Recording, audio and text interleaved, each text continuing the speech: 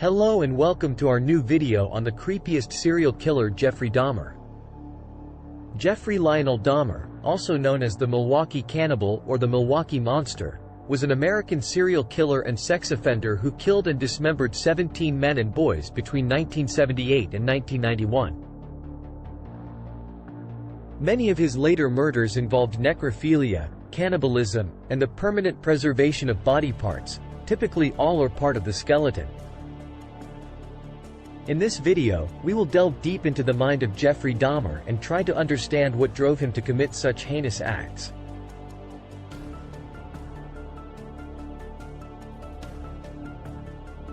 Jeffrey Dahmer was born in Milwaukee, Wisconsin in 1960.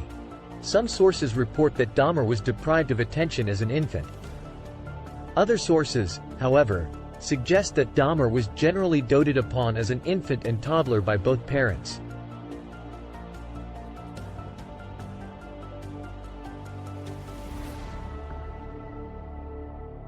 As Dahmer entered first grade, Lionel's university studies kept him away from home much of the time.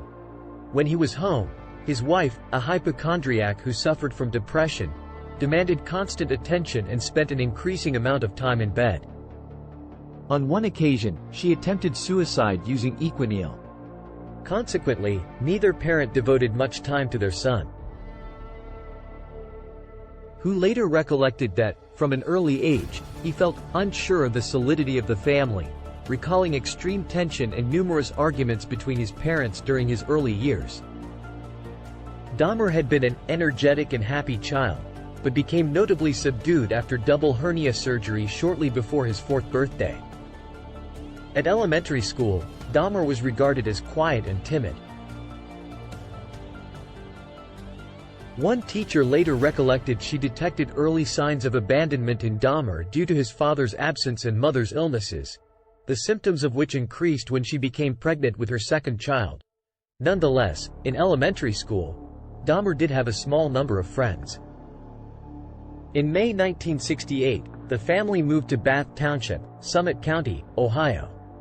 The home stood in 1.5 acres of woodland, with a small hut only a short walk from the house, where Dahmer began collecting large insects such as dragonflies and moths and the skeletons of small animals such as chipmunks and squirrels.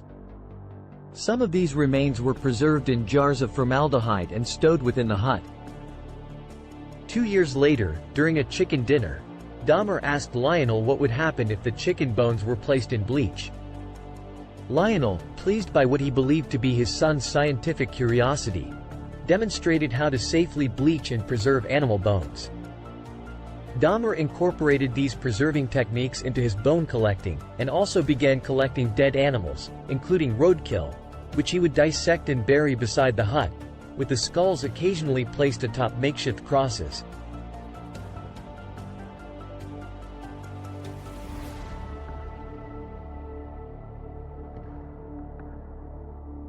From an early age, Dahmer manifested an interest in dead animals. His fascination with dead animals may have begun when, at the age of 4, he saw his father removing animal bones from beneath the family home. According to Lionel, Dahmer was oddly thrilled by the sound the bones made, and became preoccupied with animal bones, which he initially called his fiddlesticks. He occasionally searched beneath and around the family home for additional bones, and explored the bodies of live animals to discover where their bones were located. Since his freshman year at Revere High School, RHS, Dahmer was seen as an outcast. By age 14, he had begun drinking beer and hard alcohol in daylight hours, frequently concealing his liquor inside the jacket he wore to school. Dahmer mentioned to one classmate who inquired why he was drinking scotch in a morning history class that the alcohol he consumed was "my medicine." Although largely uncommunicative, in his freshman year Dahmer was seen by staff as polite and highly intelligent but with average grades. He was a competitive tennis player and played briefly in the high school band. As he entered his teenage years, Dahmer struggled with his sexuality. When he reached puberty, Dahmer discovered he was gay. He did not tell his parents. In his early teens, he had a brief relationship with another teenage boy, although they never had intercourse. When he was about 16, Dahmer conceived a fantasy of rendering unconscious a particular male jogger he found attractive, and then making sexual use of his body. On one occasion, Dahmer concealed himself in bushes with a baseball bat to lie in wait for this man. However, the jogger did not pass by on that particular day. Dahmer later admitted this was his first attempt to attack and render an individual submissive to him. In May 1978, Dahmer graduated from high school. Dahmer's parents' divorce was finalized on July 24, 1978. Joyce was awarded custody of her younger son and alimony payments.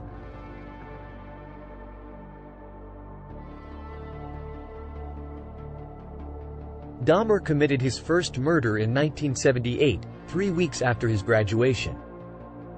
On June 18, Dahmer picked up a hitchhiker named Stephen Mark Hicks, who was almost 19. Dahmer lured the youth to his house on the pretext of drinking. Hicks, who had been hitchhiking to a rock concert at Chippewa Lake Park, Ohio, agreed to accompany Dahmer to his house upon the promise of a few beers, with Dahmer as he had the house to himself. According to Dahmer, the sight of the bare-chested Hicks standing at the roadside stirred his sexual feelings, although when Hicks began talking about girls, he knew any sexual passes he made would be rebuffed. After several hours of talking, drinking, and listening to music, Hicks wanted to leave, and I didn't want him to leave. Dahmer bludgeoned Hicks with a 10-pound, 4.5 kilograms, dumbbell. He later stated he struck Hicks twice from behind with the dumbbell as Hicks sat upon a chair.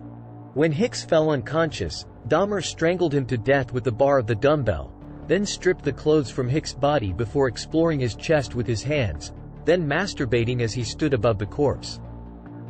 Hours later, Dahmer dragged the body to the basement. The following day, Dahmer dissected Hicks' body in his basement. He later buried the remains in a shallow grave in his backyard.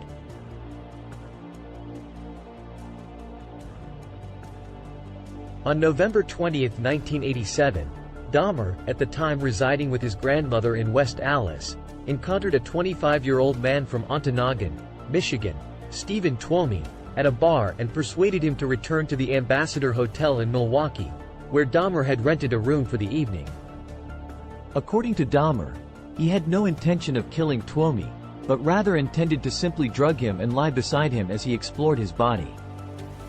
The following morning, however, Dahmer awoke to find Twomey lying beneath him on the bed, his chest crushed in, and black and blue, with bruises. Blood was seeping from the corner of his mouth, and Dahmer's fists and one forearm were extensively bruised. Dahmer stated he had no memory of having killed Twomey, and later informed investigators that he could not believe this had happened. 2 months after the Twomey killing, Dahmer encountered a 14-year-old Native American male prostitute named James Dockstader. Dahmer lured the youth to his grandmother's residence with an offer of $50 to pose for nude pictures. There, the pair engaged in sexual activity before Dahmer drugged Dockstader and strangled him on the floor of the cellar. Dahmer left the body in the cellar for 1 week before dismembering it in much the same manner as he had with Twomey.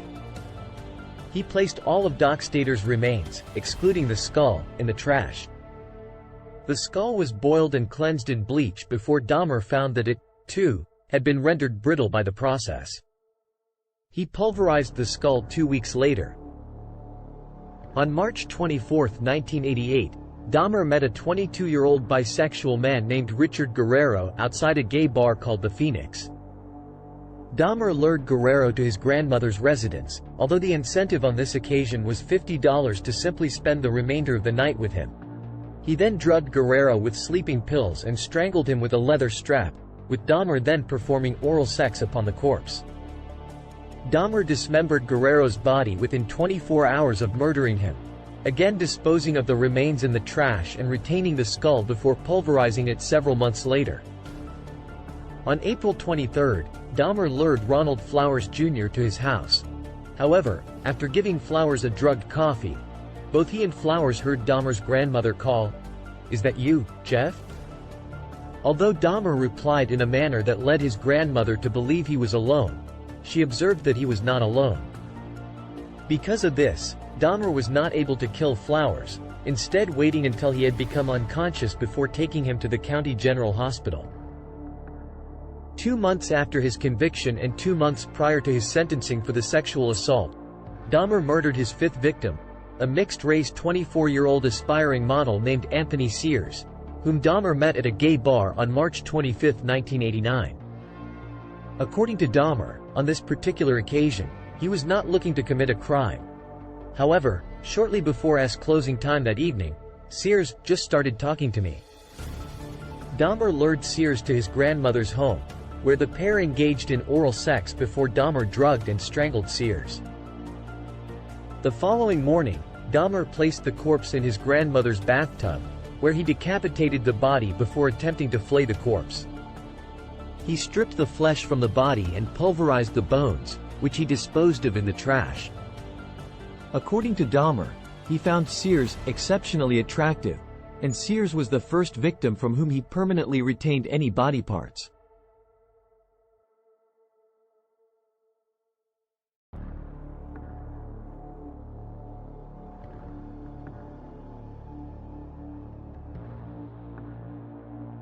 Join us as we delve into the horrific details of the first 6 murders committed by the infamous Jeffrey Dahmer. Your support means the world to us, so please show your appreciation by liking this video. By doing so, you'll enable us to continue exploring the intricacies of this chilling case in the upcoming second part, where we'll unravel the rest of the crimes and delve into the investigations. Stay tuned with us for this intriguing journey. Thanks for watching.